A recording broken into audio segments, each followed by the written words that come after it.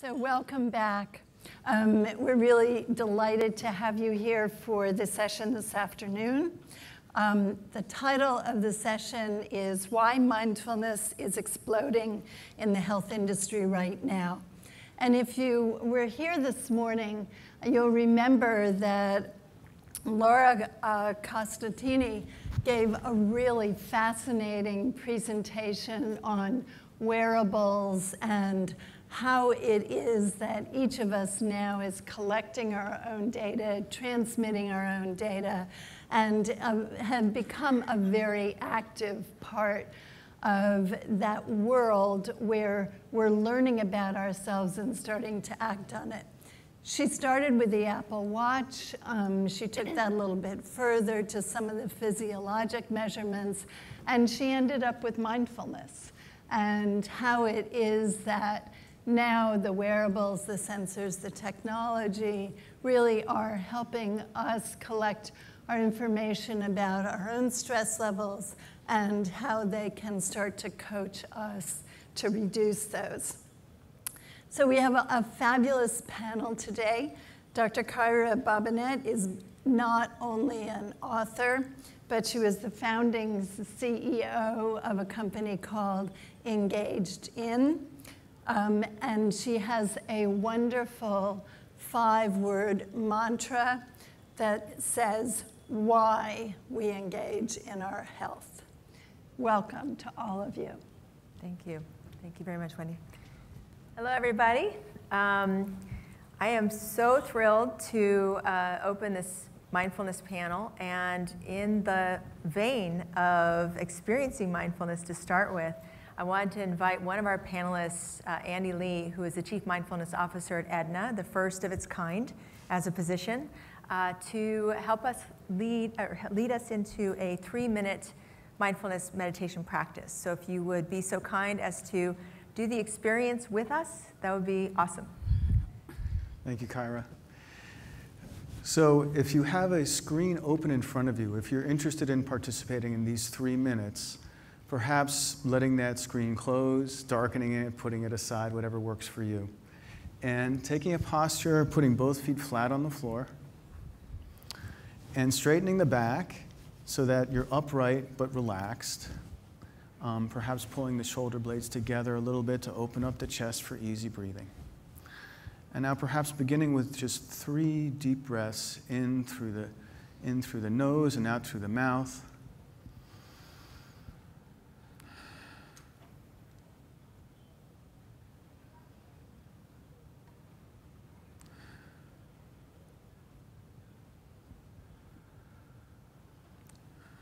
And as you're releasing the last breath, just gently allowing the eyes to close, if that's comfortable for you, or simply looking downwards with a soft gaze. And perhaps turning your attention to the sounds in the room right now.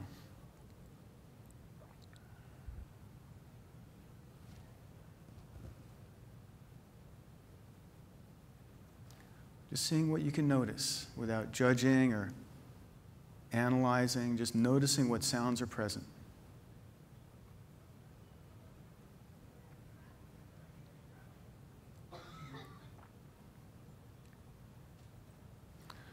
And now allowing your awareness to move to your breath, the sensations of the body breathing in and the body breathing out.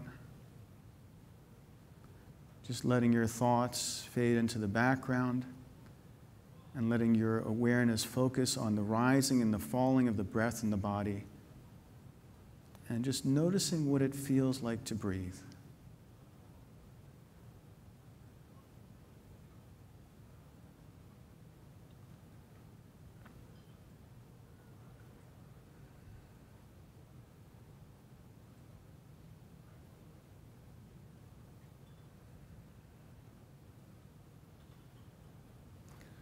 And when you're ready, allowing your eyes to open again. And perhaps allowing your body to stretch or move any way that it wants to right now.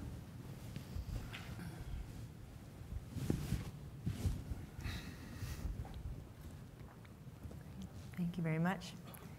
All right, so We're going to talk about why mindfulness is exploding in the industry. And just to level set really quickly, really this is the biggest disruption to health, wellness, mental health since, I would say, the beginning of things like Freud or Jungian psychology, those sort of wide-sweeping, industry-wide adoption practices. But it even goes beyond just mental health practice. It's being applied to, peak performance, NBA players, all of the, LeBron James. The difference between when he lost and won the championship was mindfulness practice. He engaged in mindfulness because then they couldn't mess with him psychologically. And corporate executives and corporate anything, it's absolutely everywhere. Schools, prison systems, there's the Army, there's so many applications. And so we have a really amazing panel of experts here, all of which have had a take on this in their own work. And I wanted to open up with asking each of you down the line, how did you get here? How did you get into this? It kind of came out of the blue, and now it's just blossoming. And many people in the audience might also be finding their way into this or have years of experience in this. So maybe start with just a little bit of level setting on your history. Sure, thanks. So I learned about mindfulness actually at work, which is, I think, a little bit unusual, from an executive coach who saw me running around like over-caffeinated and, over a lot of things. I was sure I had the answers to everything. And he suggested to me that I look into meditation. We didn't really have the word mindfulness then in that context. And I took him at his word, and I looked into it, and I started a meditation practice then. That was in the late 90s. And since then, I've had some ups and downs in my life, personal and private life, and I've just found the practice to help me in each of those turns, in each of those changes, and found that it just kind of went viral in my career. So my background is in human resources, executive coaching, leadership development, and I found that the things that mindfulness practice taught me was those principles were really helpful to other people who were struggling with stress and distraction and anxiety. And it wasn't in any coaching book that I had read. It just came naturally. So I started to do more and more of it and start teaching the workplace, and that kind of culminated in doing this full time and now doing it full time for Aetna. Great. And Dr. Lazar, Sara Lazar, you're an assistant professor here at MGH locally. I'm assuming that when you started your career, it was not hip to be cool to do this kind of work, right? Definitely not, no. How did you find your way into being, a legitimate researcher in this area? Right. So my PhD is actually in molecular biology from here at Harvard. And while I was in graduate school, I totally wasn't thinking about doing any of this. At that point, if you had said yoga or meditation to me, what popped to my mind was, people in turbans burning incense and chanting, and, it just didn't seem, like anything scientific. And a friend and I decided to run the Boston Marathon. I overtrained and destroyed my knee, and I went to see a physical therapist. And they told me I had to stop running and just stretch. And as I was leaving, I saw an ad for a yoga class. And I thought, oh, this is a great way to just stretch. And so I went to the yoga class purely as a form of physical therapy. And, but I got hooked very, very quickly. I realized very quickly that, because I had been an athlete for many, many years, about 10 years at that point. And so I had done a lot of exercise, I'd done a lot of stretching, but there was something different about yoga. And definitely it calmed me and changed how I was relating to other people, and it really had a profound effect on me. So as I finished up grad school, I thought, okay, I got to understand how this is working. I knew it wasn't just placebo. I really wanted to understand it. So I made the transition. Luckily, I found someone who was willing to take me in and train me, and I started doing this research back in 1998, actually. And our first paper came out in 2001, and then another big one in 2005, and here I am. Nice, thank you. Yeah. And Joe, you're running a company called Whil, which you founded. Tell me how you got into mindfulness, from your background. I think primarily I get into mindfulness out of sort of crisis, desperation, stress, anxiety. And for me, what I realized is it had a significant impact on me growing up. I was the youngest of 6 kids growing up in Pittsburgh, and our father was an unemployable alcoholic. So in the family, we had drug abuse, we had alcohol abuse, we had violence, and just things that instill in a very young age sort of shame, grief, regret, anxiety. And I always had this sort of escapism mentality growing up, like I'm better than this, I'm gonna win, I'm gonna get out. And so I was the first person in my family to go to college. I worked for Price Waterhouse. It was sort of an up or out mentality. I thrived on that. Like I loved beating people, right? And I sort of built my career that way along the way. So working for CBS, got into the advertising business, and then ultimately became the global COO of the largest advertising agency group in the world. So we had about 50,000 employees around the world, and in my professional life, I had this experience that was just kind of like, I'm winning, right? But more and more, I was just showing up as sort of angry, frustrated, competitive. Along the way, I herniated 2 discs in my back, and so I was in chronic pain for about 5 years. So I was a jerk for about 5 years. Anybody who's suffering from back pain probably knows that feeling. And then when I turned 39, one of my older sisters died, long-term drug abuser. I turned 40. My twin sister committed suicide, long-term heroin addict. And so here I am in my professional life of like, man, it's all going great, but hating every minute of it. And in my personal life, just things were unraveling. So in addition to the back pain, insomnia, asthma, and I got to a point where it was just really difficult to cope. And I was in a position where I was showing up to work every day, flying around the world, just stressing people out, right? So for a couple of years, my doctor recommended, he's like, hey, I want you to try this, meditation stuff. And as a, type A personality in public companies, my response was like, are you freaking kidding me? Right? Definitely not for me. And then I started looking into the science, to Sara's point, the science of it and more about mindfulness as a whole instead of just meditation as one aspect. And that's really what got me in. And just immediate impact around the things I needed most, like sleep, reducing back pain. And then what I really needed most, but I didn't understand, was like my relationship with my wife, with my kids, and with my colleagues, right? Because I never even, I wasn't aware of like how bad my situation had become because it was my norm, right? So, and then I got involved with creating a company called Headspace about 4 years ago. And then from there, I wanted to create a solution to help stressed out professionals, right? Because that's my background. That's kind of what resonates with me. Yeah. And that's what we've done at Whil. Does anybody know an angry jerk in their life? Yeah, exactly. You don't have to out yourself at all, just saying. Kelley, so you're the CEO, founder of eMindful. Yes. And we have a long history of working together, collaborating when I was at Aetna, and you've grown it. I think you're kind of like the surfer on the crest, like dropping into this wave. I'm a surfer, so I have to use surfing analogies. So tell us about just the intro, like how you even got there onto your board. Yeah. Sure. Well, I worked on Wall Street, and it was a very stressful place. I learned to meditate from one of my colleagues.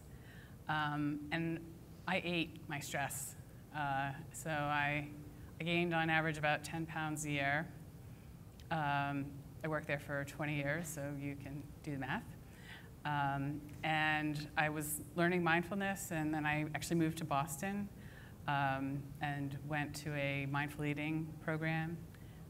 Started to really realize, gee, these things are related, mindfulness and the mindfulness meditation, very synergistic, and I learned really just how to notice things like, gee, I'm hungry, I'll eat when I'm hungry, or I've had enough, and I'll stop eating. And when I felt stress, it was like, well, okay, do I need to eat, or can I do something else? So that was really my introduction to it. I just started naturally losing weight. I was like, wow, this is awesome. I've done every diet under the sun and lost a lot of weight, but always gained it all back. And now here I'm not even trying to diet and losing weight. and feeling better about myself, but also starting to realize how this impacts my whole life. I remember my daughter graduated from 6th grade at Faneuil Hall. They had the celebration just up the street here. And we were some way into the celebration, and all of a sudden I thought, I have no idea what they're doing here.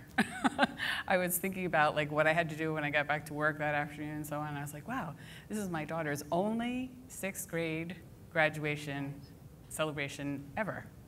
And I'm missing it. Right. And so I just, kind of took a breath or two and started to listen and it's just amazing, that sense of, like I was kind of lost, and then all of a sudden this incredibly beautiful and wonderful celebration was unfolding, and all of a sudden I was a part of it. Right. So there was the health aspect of it, there was the relationship aspect of it, there was just the living my life aspect of it, and I just became really passionate about making it available to other people. So that's awesome. Let me tell you, let's talk about vision, because I'm sure you're taking an hour of your life to participate in this. We're all co-creating this, by the way. And so how this goes is that you're listening, all of our brains are listening to each other, and then we're kind of tuning in and out intermittently to think about dinner, or to think about, where's my kid, or whatever your situation, your loop out, as I call them, is happening. So that's natural, it's normal. And for me, I'm super interested in the neuroscience of this, because once I learned that there was a different part of the brain that kind of ruminates versus focuses and watches the rumination happen, and that if we shift brain activity towards the sort of metacognitive, observer, ability to look at the rumination, to observe the thoughts, then that is the key to actual quantifiable stress reduction, quantifiable volition, self-awareness, the ability to stabilize, mental and emotional activity. For example, my father has recently, and I mean in the last week or so, exhibited the final kind of, solidified, diagnosis, I would say, around behavioral dementia, which means that he is paranoid. He doesn't know he has it because of the areas of his brain that are affected. And what I notice is that I'm also part of the class of 98, 99 in terms of coming into mindfulness practice, is that the way it hit me is that it didn't prevent me from feeling sad, but my stability, just from all these years of doing this practice with my mind, my brain is extremely stable on these kinds of fronts. And so I'm able to be more resilient. I'm able to still perform and run my company. I'm still able to be there for my dad and to show up. And so my vision is that everybody learns this about their brain, and whatever vehicle or exact practice works for them, because I think there's a variety, is what they'll find. And then they'll be more able to absorb and process and stay present with what life throws at all of us, because nobody is immune from suffering. Like, it's going to happen in our lives, ups and downs. Nobody's immune from that. So what I want to ask you guys is, as this kind of awareness of the science and the practice and all these things kind of expand in the industry or in the world that we are living in, what's your vision for what's needed? Either something you want to see happen, or that you think is missing, or that you're excited is happening.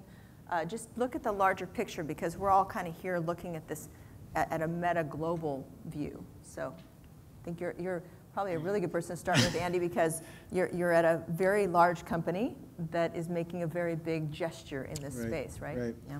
Yeah, so at Aetna, I'm in charge of bringing mindfulness, the benefits and the practice of mindfulness, to our employees and also to our members, which is about 25 million people.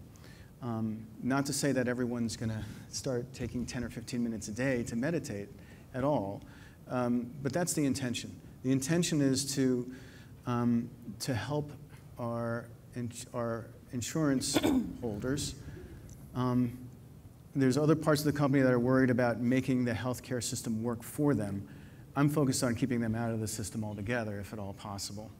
And of course, the challenge here is, and I think other people can probably speak to this, is engagement, is presenting this to people so that it seems relevant. Because it's funny, You know, mindfulness to most people, if you say to someone, I want to be less stressed, or do you want to be less stressed? They'll say, yeah, that sounds great. Now, if you say to someone, do you want to become more mindful? You get a lot of quizzical looks, and it makes sense. Mm-hmm. So the challenge is really presenting this to people in a way that they understand the relevance, by presenting it in a way that kind of puts the benefit to them up front. And how do you reach that many people? Digital seems to be a really important way to go, but there's challenges to getting people to engage in that, and I think some of our other panelists can talk about that. So it's really being able to make clear and lead with how this is really relevant and practical for people. Mm-hmm. Okay. Sara, do you Right. So with our research, one of the main questions we're trying to ask right now is what is the impact on healthy aging? Mm-hmm. Because my data, as well as other people's data, really suggests that it can help slow down normal cognitive decline. So not necessarily dementia, but just all of us get a little slower and a little more forgetful as we get older. And so can we help preserve that?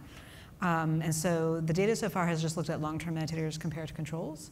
But now we're actually recruiting older people and putting them through these training programs and seeing, can we actually slow this down?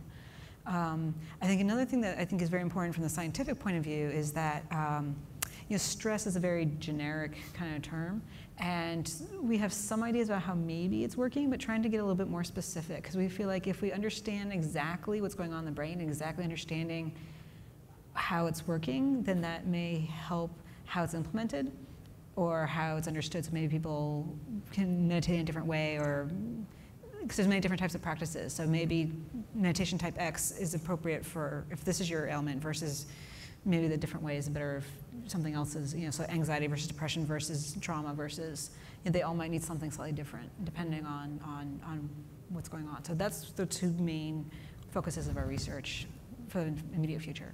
Great. Yeah. And Joe, I'm gonna twist this question to you as well. We've kind of leaned towards talking about, as a result of, reducing stress and that kind of thing, but also maybe speak to peak performance or kind of elevated performance that is achievable through these mechanisms and these practices too. Absolutely. So I think our panel's called why mindfulness is exploding in healthcare. And I think the short of it is because stress is booming. Like, stress is a fantastic business. It's getting worse every year, right? And that's the nature of what we're dealing with. And every community that we speak to, whether it be universities to help their students, or businesses to help their employees, or the military to help their soldiers, they're interested in reducing stress and increasing performance across the board in every community. The same is true in hospital networks for doctors and nurses, right? Mm-hmm. So they recognize the problem, and it comes with and we want to increase performance, okay? Mm-hmm. So the nature of where we are today is we live in kind of a faster, cheaper world. Every one of these communities wants more for less, right? And it's burning people out. So I think for me, the future of mindfulness is not so much about meditation, right? If you're in front of 1,000 people and you say, hey, who wants to meditate? It's like crickets, okay? And a lot of people don't even know that they want mindfulness, but they know they want to calm anxiety, they want to reduce stress, they want to improve their insomnia. Mm-hmm. And so these bite-sized programs where you can assess what people need, prescribe solutions to help them, and then increasingly with data and biometrics, measuring outcomes is where we're running with our business, and it's where every major health system, it's what they're requesting, it's what every major company wants, whether they know it or not, is that assess, prescribe, and then measure. Mm-hmm. And so I think that's the future, and the future is rapidly happening now, mm-hmm. right? So what you can do with data for amazing companies like Validic, who is one of the sponsors here, you couldn't do 5 years ago. Mm-hmm. Right now, tying into 300 biometric devices to say what's going on with your cortisol level, your glucose level, your pain management, your diabetes, et cetera, is pretty amazing, mm-hmm. right? And so I think connecting those dots is happening within the next 12 months. Yeah. And that's going to be the next major leap for stress and performance with mindfulness as a delivery system, if you will. Thank you. And Kelley, maybe comment on, you guys have been at this for a while. You're one of the first to market and also growing in this market. You maybe speak to all the different sort of applications that you've seen, and maybe the future of those that you're seeing. Sure. Yeah. Well, I'll start with the fact that when I started meditating, if you would have told me that, closing my eyes and paying attention to my breath was going to ultimately result in my being able to lose weight without dieting and have a better relationship with my children, a better relationship with my husband, and so on, I would have been like, seriously? Yeah, because you were a hardcore Northeastern. I was. Yeah. I was. So, it was kind of boring. It was kind of frustrating. I was like, I'm not doing this right. My mind keeps wandering. I can't do it. So I think, to Andy and Joe's point, I mean, a lot of it has to do with relevance. So with respect to relevance, I worked with you and with Aetna to do a couple of randomized control trials where we looked at the results of these programs on stress, on metabolic syndrome, and we've had these phenomenal results. We've actually then gone on to work with other universities, Harvard and University of Calgary and others, to do research looking at all about applying mindfulness to something, stress, to weight and metabolic health, to cancer recovery, and so on. So it's very exciting because the relevance piece now shifts over to the employees and the medical arena, where it's like, okay, so this is actually having an impact on people's health, yeah. And they're healthier. Yeah, and let me just say that right before we walked out on stage, there was a tweet that said, maybe there's no, healthcare costs or, health outcomes resulting from mindfulness. And I think there's just a lot of ignorance around the explosion of evidence that's coming out of this research. Right. For example, the difference in cost reduction for those who do take versus don't take your courses. Yeah. Right. $2,000 was the one I remember, but yes. I know that you've furthered those metrics. So maybe just state a couple of those, sure. because we here in Boston are very measurement oriented, and yeah. we have to have proof. Yes. We are not messing around with any of this like woo-woo stuff like California. So let's give it to them. Okay. So we've collected data for 7 years.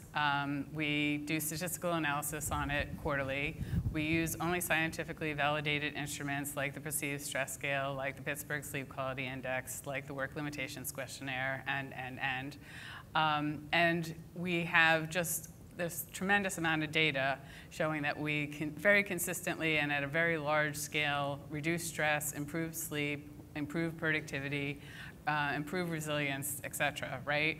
If you think about how someone can lose weight, sleep better, have less stress, I mean, it's going to have an impact on health claims costs.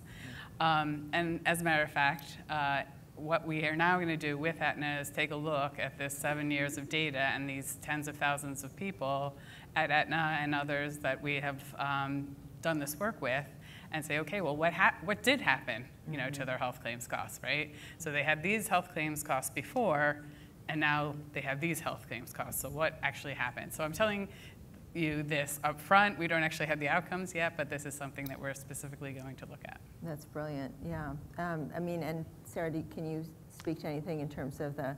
Right. Well, certainly in England, meditation is now considered comparable to medication for depression. Absolutely. And it's considered the first line treatment for depression. So I think that, and they actually did cost benefit analysis with depression and showing that after 18 months, it's cheaper to do meditation than medication. Mm-hmm, mm-hmm. So I think there is growing evidence, especially for depression, anxiety, those sorts of things, but right. increasingly for other diseases as well. Right, exactly. And one of the things I was impressed with was, I believe, was it the New York study that came out about people who were unemployed.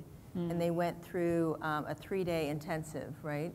Just a one shot, one dose, single dose. And then they watched the brain changes over the course of time, and they actually found that shift, that metacognitive shift that I was talking about in terms of the brain activity, was sustained at least over the 3 to 4 months test period. So these are neuroplastic changes that are happening in the brain.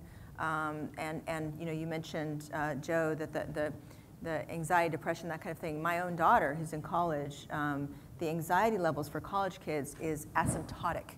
It's absolutely increasing. For those of you who are either in school or who know people in school, I believe it's from all of the Snapchatting and the things, the kind of ruminative stimulation triggers to self-consciousness that is happening through this social media.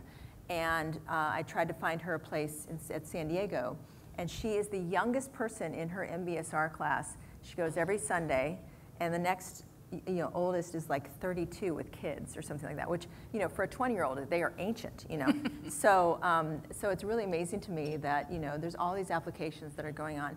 So, we know that people in the audience have probably a vision. The fact that we're all kind of together in this room means that each person here has either a curiosity or maybe has a plan, of how to participate in this larger movement, this larger sort of, explosion that's happening. So maybe let's hear from you guys in terms of your advice, if you will, for where you think people could plug in, where you think the need is, how they could maybe be a part of your work, I don't know.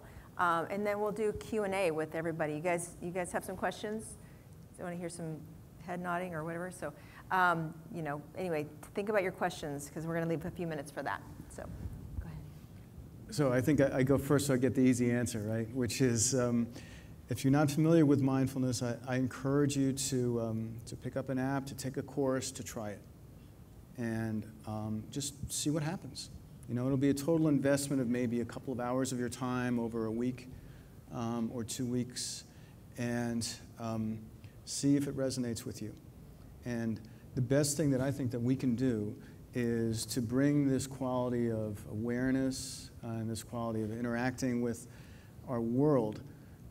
If we can do that, if we can all do that, that will be a huge service to ourselves and to the people that we work with and the people that we live with. Besides that, I think certainly, the digital space is really exploding, the technology space related to mindfulness, but I think that's a double-edged sword because, you actually don't need any devices to do this. Yeah. You don't need to listen to anything. You don't need anything. And there is some concern that pretty soon we'll have sensors all over our bodies just to tell us whether we're stressed or not or whether we need to meditate more. And that's kind of going in the wrong direction. Yeah. Having said that, these things can be really useful if they're used appropriately, if they're used as a means to an end. So I know that digital space is a really important space for medicine overall, for medicine delivery. And that's certainly a space that, you've got a lot of that going on here in Massachusetts and Boston. That would be a great place to explore. Yeah. Right. So I know just today, NIH put out an RFA, which is their call for applications, for small businesses who want to develop devices to monitor meditation itself or the outcome of meditation. And so I didn't read the whole, I just read the title. So, but definitely NIH is interested in funding small companies who are interested in doing this. So, yeah. Yeah. Cool. So what's your thought on that? So first and foremost, I'd say try Whil, WHIL.com. Sorry, it's a little plug for myself and my company. But kidding aside, be happy to give anyone free product if you approach me in the hall. I think what you find when you get into a mindfulness practice is you quickly understand the difference between meditation and mindfulness. So meditation is, the 5 or 10 minutes of practice where you're actually training the brain to focus. And mindfulness for us is really sort of a lifestyle where you apply what you've learned around focus to your relationships, what you're eating, what you're putting into your body, how you work, your decision making, your financial decision making, and so forth, and creating different routines and habits throughout the course of your day. And so I think that, you give it a try and see what works for you. Second, I would say, talk to your employers about what's going on within the company. There's an incredible sort of boom in wellness programs that are focused on take a health risk assessment, get points. Read about nutrition, get points. Connect your wearable, get points. And they're missing the point of how the mind and body actually works, right? The notion that you actually have to train to refocus, to sort of reboot the mind, give people the life skills and tools for coping and for resiliency, right? And that doesn't come from passively collecting points to get reductions in your healthcare premium. It comes from actively building up the kind of solutions you need in your life. And it's different for every individual. So I'd say open up that conversation.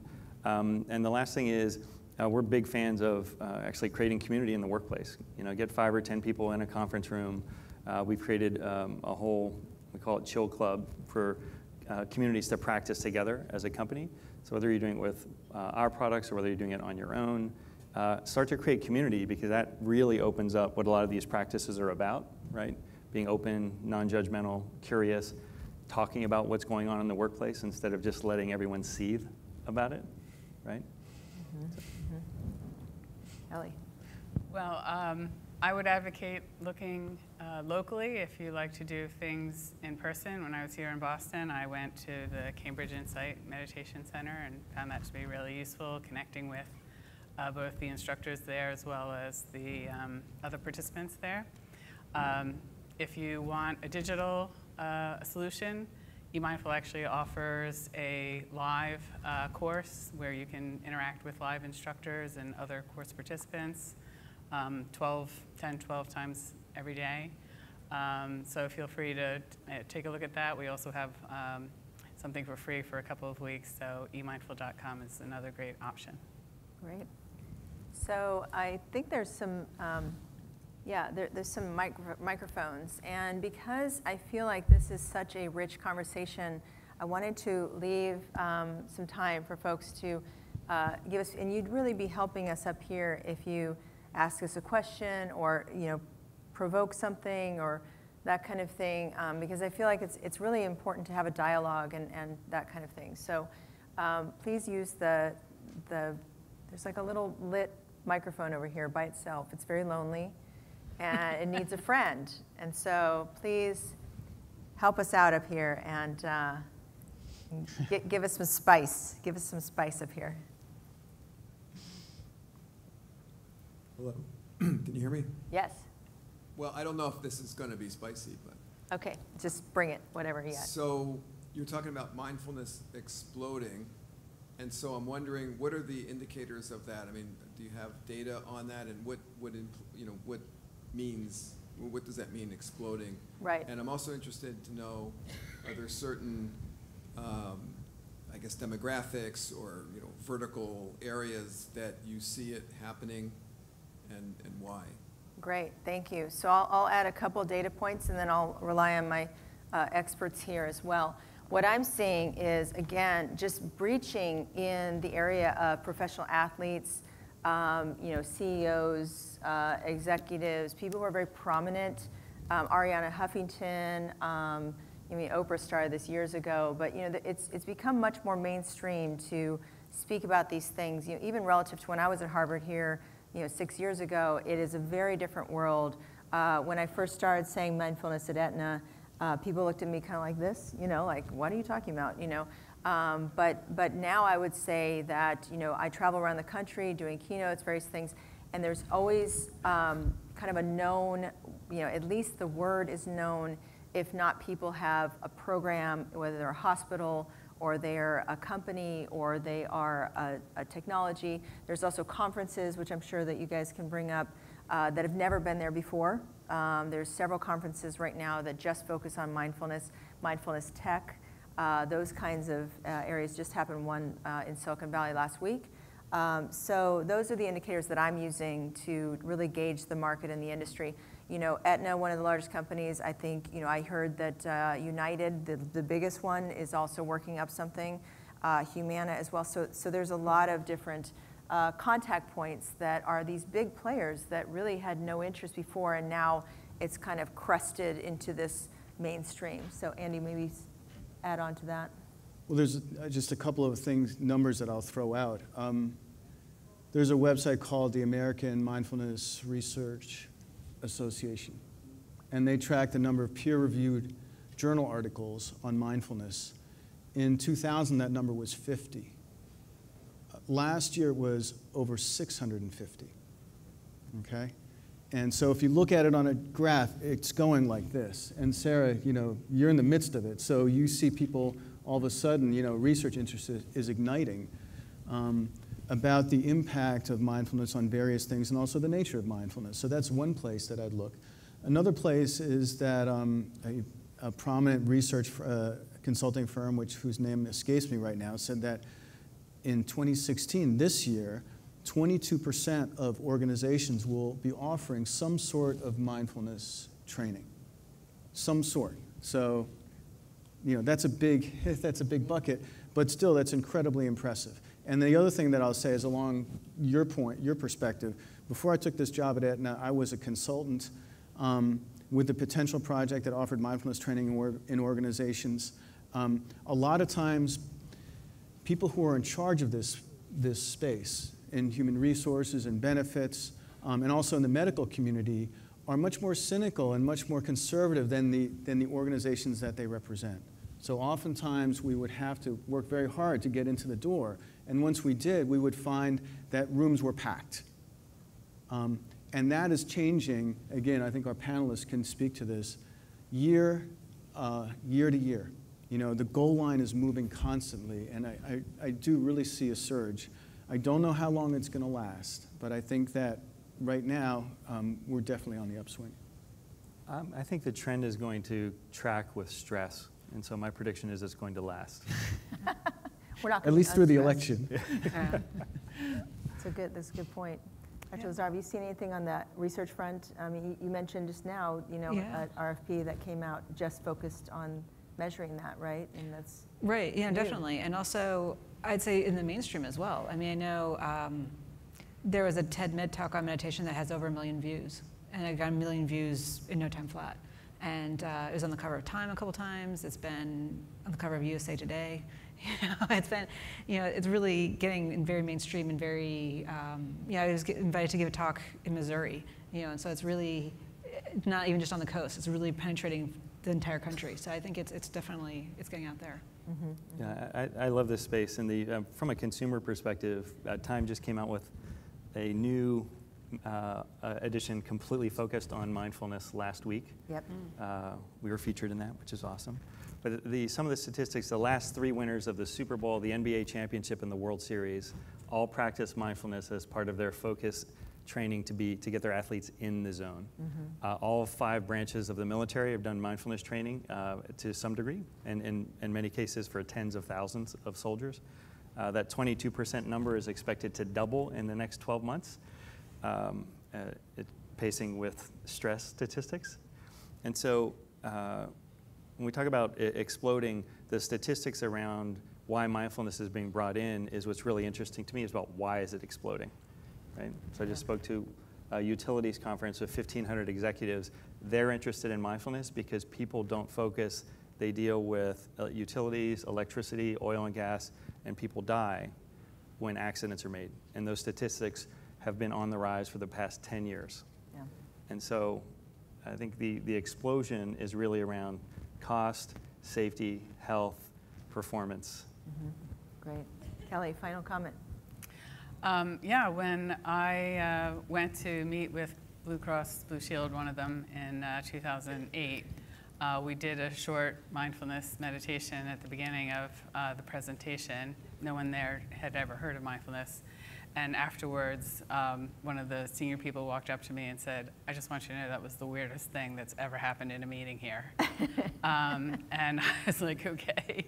And so that's 2008, and now we're here in 2016, and we have many companies calling us and emailing us every week saying, "Tell us more. How can we get it? What's the impact on costs? What's the impact on productivity? And people love it. I mean, they're going back to their employers and saying, "Thank you. You've not only helped me with my stress or my weight or whatever, but you've really given me a tool that I can use in my whole entire life." So. Great. Well, thank you all very much. Thank you all for participating in this, and I'm sure we'll be available for any questions or discussions, or would love to hear your ideas as well. And thanks to my panel. You guys were awesome. Have a great conference, everybody.